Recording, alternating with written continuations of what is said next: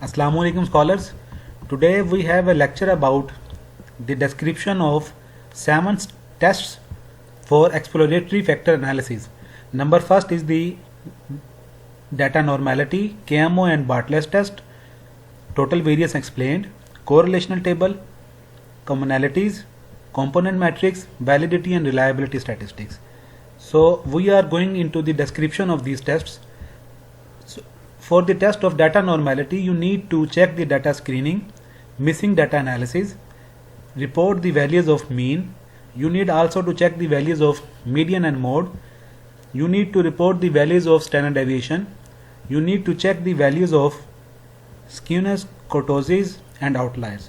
So for reporting purpose in the paper or in the thesis, you need to describe and mention that what are the missing values and how you treat them.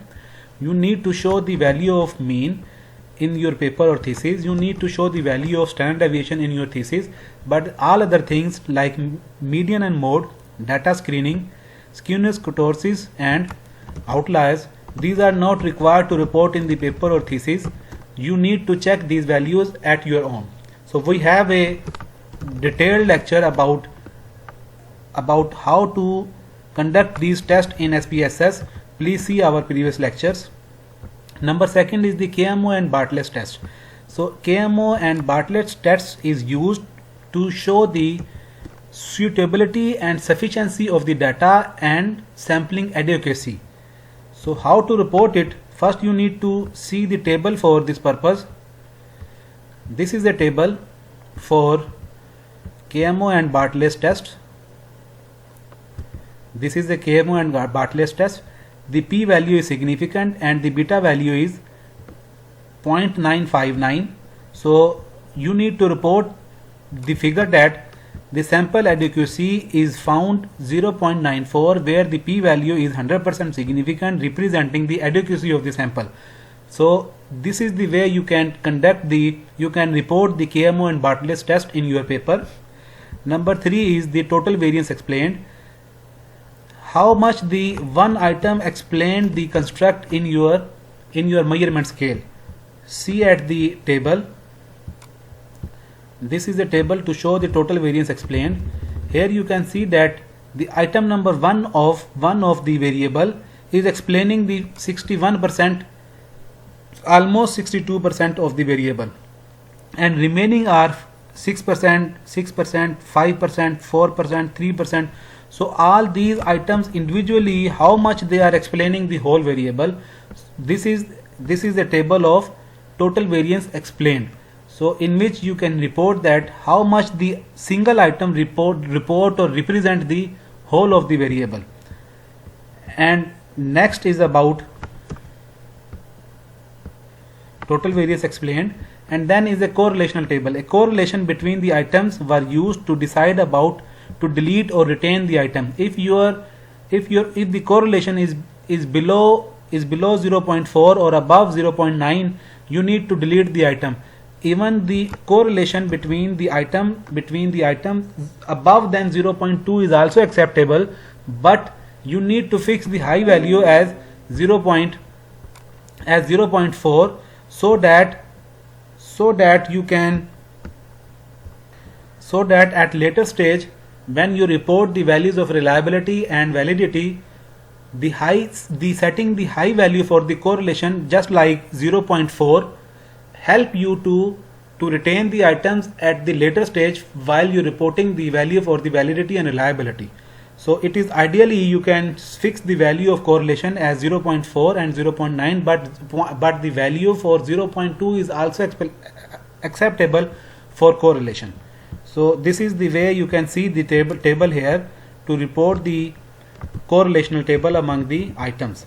So these are the correlations among the items. This is the way you can report it. And next is number 5. Number 5 is a commonalities.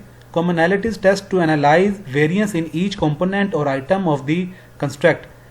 The acceptable value for the commonalities is 0.5. The value of the commonalities indicates the sum of the squared item loadings up to the number of items extracted during the factor analysis. So look at here how you can report this table.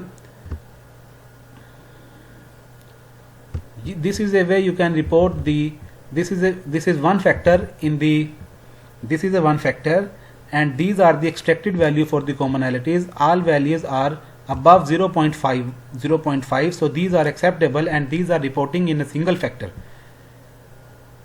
The next is about component matrix. These are the value of factor loadings, the factor loadings of the items, and these values are also showing the discriminant validity of the items or the measurement scale. So this is the way you can show the values of the factor loading. These are the 11 items, and I intentionally make the color of these sentences white because this is my paper which is already accepted, but still this is not published. So that is the why I am avoiding to show you these sentences. Factor loading, these are the values of the factor loading. On one side these are the factor loading, but these are also the values of the discriminant validity which fulfill the purpose of discriminant validity. So after that you can report the values of the validity and reliability statistics. Different tests like correlation matrix, KMO and Bartlett's test, anti-image matrix, commonalities, total variance extracted, component matrix, rotated component matrix. These tests are applied to check the discriminant, convergent and construct validity for this test.